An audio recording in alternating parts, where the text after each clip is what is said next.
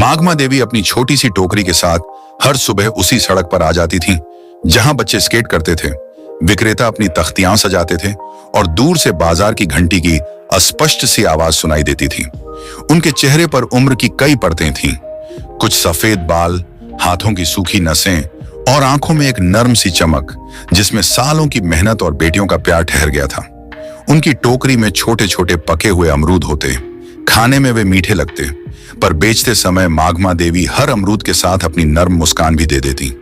लोग आते, अमरूद लेते और चले जाते। किसी की ठोड़ी पर धूप की चमक, किसी की बाह में झोला, जिंदगी का सामान्य सन्नाटा वहीं बिखरा रहता। पर माघमा देवी की दुनिया में दो ही धड़कनें थीं, बड़ी नंदिनी और छोटी सावित्री। नंदिनी ने सेना की वर्दी पहनी थी, वह पंजाब की पहाड़ियों पर चौकी पर तैनात रहती। उसकी चाल में अनुशासन और आंखों में कठोरता थी, देशभक्ति की ठंडी लौ। दूसरी ओर सावित्री डिस्ट्रिक्ट मजिस्ट्रेट बनी। शहर की फाइलों और बैठकों में उसका नाम चमकता था, पर दोनों बेटियों के बिना माघमा देवी का चेहरा अधूरा लगता। वह हर दिन अपनी टोकरी के साथ बैठती, थोड़ी सी कमाई करती और उसी कमाई में बेटियों की याद की खुशबू खोज लेती। एक दोपहर जब बाजार गर्मी से थककर सुस्त पड़ा था, एक मोटरसाइकिल रुकी। उस पर से उतरा इंस्पेक्टर अरुण चौधरी। वर्दी चमचमा रही थी, चाल में रौब और आंखों में अहंकार। बिना अभिवादन किए उसने टोकरी से एक अमरूद उठाया, काट कर खाया और मुंह बिचकाते हुए बोला, "यह क्या बकवास है, बिल्कुल बेस्वाद।" माघमा देवी ने कांपती आवाज में कहा, "साहब, शायद थोड़ा कच्चा रह गया हो, मैं दूसरा दे देती हूं।" पर अरुण ने अनसुना करते हुए कहा, "एक पैसा भी नहीं दूंगा।" फिर उसने टोकरी उठाकर जमीन पर दे मारी। अमरूद सड़क पर लुढ़क गए, कुछ गाड़ियों के पहियों तले कुचल गए, कुछ नालियों में बह गए। माघमा देवी के चेहरे पर सदमे और असहायता की परतें उतर आईं। उनके हाथ कांपने लगे, आंखें भर आईं। भीड़ चुपचाप देखती रही, जैसे यह कोई तमाशा हो। इंस्पेक्टर मोटरसाइकिल स्टार्ट कर चला गया, मानो कुछ हुआ ही ना हो। यह सब छत पर खड़े रोहित ने अपने मोबाइल से रिकॉर्ड किया। रोहित उसी कॉलोनी का लड़का था। उसने बचपन से माघमा देवी को देखा था, उनकी मेहनत, उनकी हंसी, यहां तक कि उनके घुटनों की तकलीफ तक। उसने वीडियो तुरंत नंदिनी को भेजा और फिर सावित्री को भी। हजारों किलोमीटर दूर बर्फीली चौकी पर तैनात नंदिनी ने वीडियो देखा। उसकी मां, जो उसके लिए सबसे बड़ी इज्जत थी, सड़क पर अपमानित रो रही थी और लोग तमाशा देख रहे थे। उसकी आंखें लाल हो गईं, भीतर शहादत की आग भड़क उठी। उसने सावित्री को फोन किया, "मैं छुट्टी लेकर आ रही हूं।" सावित्री ने धीमी पर दृढ़ आवाज में कहा, "नहीं दीदी, तुम्हारी ड्यूटी देश के लिए जरूरी है।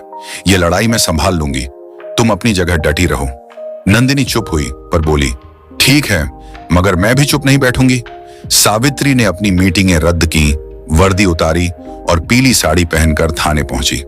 वह चाहती थी कि लोग उसे अधिकारी नहीं, बेटी समझें। वहां अरुण चौधरी और एसएओ संदीप बैठे चाय पर हंस ठिठोली कर रहे थे। सावित्री ने कहा, "मैं शिकायत दर्ज कराना चाहती हूं। कल बाजार में मेरी मां के साथ जो हुआ।"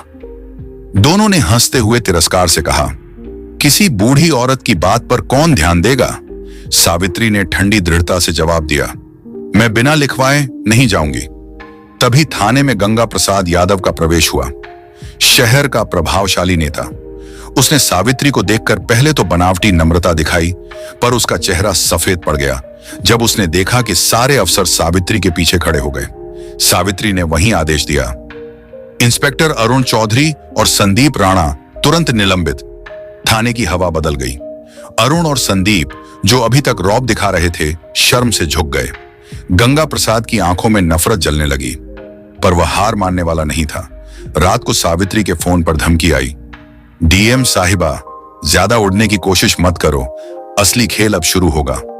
कुछ दिनों बाद जब माघमा देवी फिर बाजार में अपनी टोकरी लेकर बैठी, अचानक 3 पुलिस जीपें आईं। अफसर उतरे और बोले, "हमें सूचना मिली है कि इन अमरूदों में नशीला पदार्थ है।" भीड़ में सनसनी, कैमरे चमकने लगे, लोग चिल्लाए, "देखो, डीएम की मां ड्रग्स बेचती है।" माघमा देवी घबरा गईं, बोली, "नहीं साहब, ये झूठ है, किसी ने रखा होगा।" पर उनकी आवाज डूब गई। पुलिस उन्हें जीप में ठूंस कर ले गई। यह गंगा प्रसाद की नई चाल थी, मां की इज्जत पर वार करके सावित्री को तोड़ने की। सावित्री पर भारी दबाव था। अगर वह पद का इस्तेमाल करके मां को छुड़वाती तो शक्ति दुरुपयोग का आरोप लगता।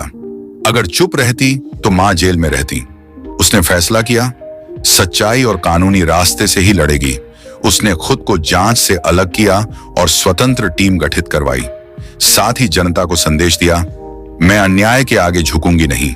उसने रोहित को बुलाया, तुम्हें सबसे ज्यादा खबर रहती है, पता लगाओ किसने टोकरी में रखा। रोहित ने दुकानदारों से पूछताछ की, सीसीटीवी खंगाले और एक सुराग निकाला। कैमरे में रात को एक आदमी दिखा जो टोकरी के पास कुछ रखकर चला गया। उसकी चाल और कपड़े अरुण और संदीप से मिलते थे। सावित्री ने अफवाह फैलाई कि फुटेज का साफ वर्जन मिल गया है। गंगा प्रसाद के गुर्गे घबरा गए। उन्होंने अरुण और संदीप को बुलाकर कहा कि उस आदमी को हटाना होगा, पर उनकी कॉल्स पहले से निगरानी में थीं। जब वे सुनसान जगह पहुंचे, पुलिस ने उन्हें घेर लिया। दबाव में दोनों ने कबूल किया कि गंगा प्रसाद ने ही सब करवाया था। सुबह पुलिस गंगा प्रसाद की हवेली पहुंची। उसने चिल्लाया, तुम मुझे छू नहीं सकते, पर वारंट दिखा दिया गया। अदालत में गवाहियां और सबूत पेश हुए। गंगा प्रसाद गिरफ्तार हुआ और उसका राजनीतिक साम्राज्य टूट गया। उसी शाम माघमा देवी बरी हो गईं। जब वे जेल से निकली, सावित्री ने उन्हें गले लगाकर कहा, अब मां, आपको फिर कभी टोकरी लगाने की जरूरत नहीं पड़ेगी।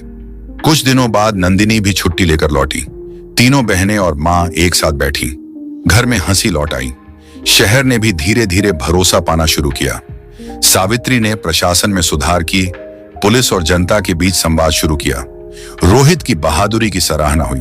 कुछ महीनों बाद बाजार वहीं था, पर अब माघमा देवी के पास एक छोटी सी दुकान थी।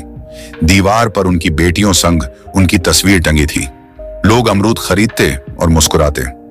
शाम को जब सूरज ढल रहा था, तीनों बहनें और मां मिलकर अमरूद खा रही थीं। सावित्री बोली, इंसाफ देर से आता है, पर आता जरूर है। नंदिनी ने कहा, हिम्मत, सबूत और सच्चाई से बड़ा हथियार कोई नहीं। रोहित पास खड़ा मुस्कुरा रहा था। माघमा देवी ने बेटियों का हाथ थामते हुए कहा, अब मैं चैन से देख सकती हूं कि मेरी बेटियां दुनिया बदल रही हैं। उनकी कहानी मिसाल बन गई कि सच्चाई का प्रकाश चाहे जितना देर से आए, अंधेरे को चीरकर निकल ही आता है, और जब वह आता है तो हर बेगुनाह को गरिमा लौट आता है।